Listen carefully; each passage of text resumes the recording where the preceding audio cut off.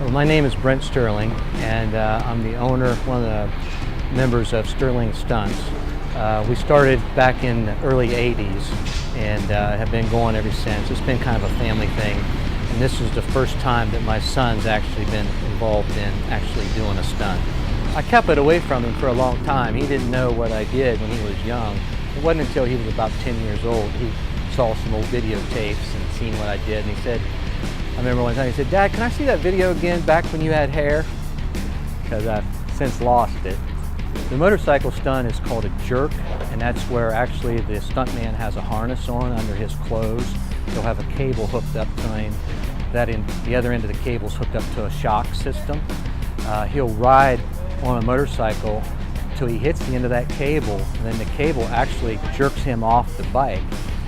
The stunt is enhanced by somebody shooting a blank shotgun at him so that it looks like the bullet knocked him off the bike, but it's actually a cable jerking him off of the bike. The keys to a good stunt is, first, nobody gets hurt. That's the first thing. But then to make it look as spectacular as you possibly can.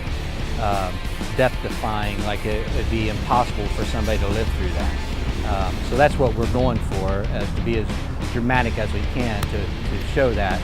But the safety kind of counters that. So there's a fine line that you do. There's a little bit of magical things like a magician. There's a little bit of angles you use and the different props you use that makes it safer without losing that effect of it's so dangerous. If I was going to teach somebody to do this stunt, and I don't encourage anybody to do this, but what I had, the 4 or 5 stuntmen I taught how to do this, there's certain things you got to make sure you do. You make sure your genitals isn't in that harness to start with, and your pads are on. But when you're riding the motorcycle and you know you're coming to that point that it's going to stop and it's going to jerk you off, you don't grip the motorcycle. You keep your hands loose. They're just laying on the handlebars. You also got to put your tongue inside your teeth and close your mouth. And then you got to lean your head down like this and breathe out all the air out of you.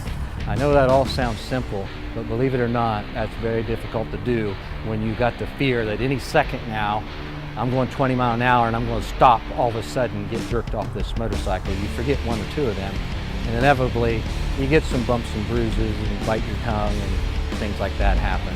The more you do it, the more you get used to it and you realize, it's not that bad. You got enough pads.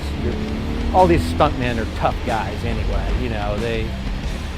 We put pads on them so they can do it over and over, but about any one of them could do it one time with nothing.